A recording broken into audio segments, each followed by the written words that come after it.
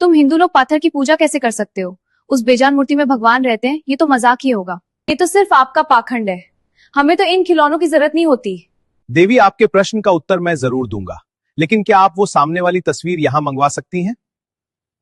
जरूर, ये मेरे स्वर्गीय पिता की तस्वीर है। मैं उनसे बहुत प्रेम करती हूँ। बहुत सुंदर तस्वीर है। अब मेरा आपसे एक छोटा सा निवेदन है, इस तस्वीर पर थूक दीजिए। What? आप क्या कह रहे हैं स्वामी जी? ये मेरे पिता है, मैं इनका अपमान कैसे कर सकती हूँ? इस पर सिर्फ रंग लगे हैं, इसमें न जान है न ये बोल सकता है। इस पर थूकने से आपके पिता को कैसे चोट लगेगी? थूकिए। स्वामी जी, ये सिर्फ कागज नहीं है, ये मेरी पूरी दुनिया है। इस तस्वीर को देखकर मुझे उनका प्यार याद आता है। आप मेरी भावनाओं का मजाक उड़ा रहे हैं। बस देवी, यही बात मैं आपको समझाना चाहता था। जैसे ये तस्वीर सिर्फ कागज है, पर आपके लिए आपके पिता हैं। इस तस्वीर को देखकर आपके मन में प्रेम आता है। बिल्कुल वैसे ही हम हिंदुओं के लिए मूर्ति सिर्फ पत्थर नहीं होती, वो हमारे ईश्वर का प्रतीक होती है। उस मूर्ति के माध्यम से हम उस परम शक्ति को महसूस करते हैं। ये अंधविश्वास नहीं, ये भावनाओं का विज्ञान है। लेकिन मेरे मन में एक और बड़ा सवाल है, अगर बुरा ना माने तो पूछूं? पूछिए देवी। पूरी दुनिया कहते हैं गॉड इज वन, हमारा भी एक ही गॉड है, लेकिन मैंने सुना है कि आप हिंदुओं के 33 करोड़ देवी देवता होते हैं। क्या आप लोग कंफ्यूज नहीं है? आखिर ईश्वर एक है या अनेक? सवाल बहुत पेचीदा है, एक ईश्वर या 33 करोड़ देवी देवता?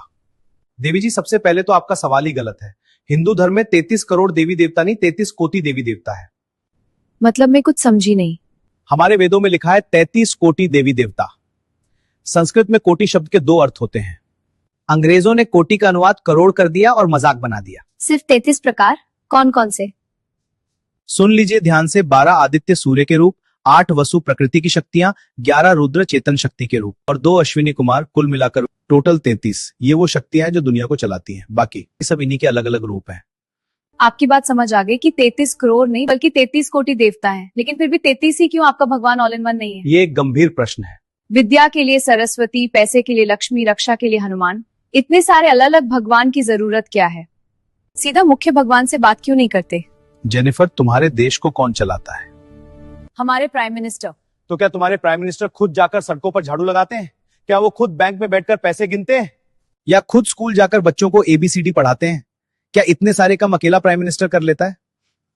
नहीं, वो तो PM है। काम करने के लिए उनके पास अलग अलग मिनिस्टर्स होते हैं, जैसे education minister, finance minister, defence minister. बस यही लॉजिक है जेनिफर। हमारे परमात्मा एक ही है, वही इस सृष्टि के प्राइम मिनिस्टर है। लेकिन इतनी बड़ी सृष्टि को सिस्टमैटिक तरीके से चलाने के लिए उसने अलग अलग विभाग बांट रखे हैं। जैसे अगर तुम्हें नॉलेज चाहिए तो एजुकेशन मिनिस्टर के पास जाओ, यानी माँ सरस्वती। अगर धन चाहिए तो फाइनेंस मिनिस्टर के पास जाओ, यानी माँ लक्ष्मी। अगर सुरक्षा चाहिए तो डिफेंस मिनिस्टर यानी हनुमान जी। और अगर बारिश चाहिए तो वाटर मिनिस्टर यानी इंद्रदेव। ओह, तो ये सब एक गवर्नमेंट सिस्टम की तरह काम करता है। बिल्कुल। हम अलग अलग देवताओं की पूजा इसलिए करते हैं ताकि उस विशेष शक्ति का लाभ ले सकें। लेकिन याद रखना जेनिफर, मिनिस्टर कोई भी हो, पावर उसी एक परमात्मा से आती है। वाव, इतना ऑर्गेनाइज सिस्टम। आज समझ आया कि सनातन धर्म सिर्फ आस्था नहीं, पूरा मैनेजमेंट सिस्टम है। ईश्वर एक है लेकिन उसकी शक्तियां अनेक हैं।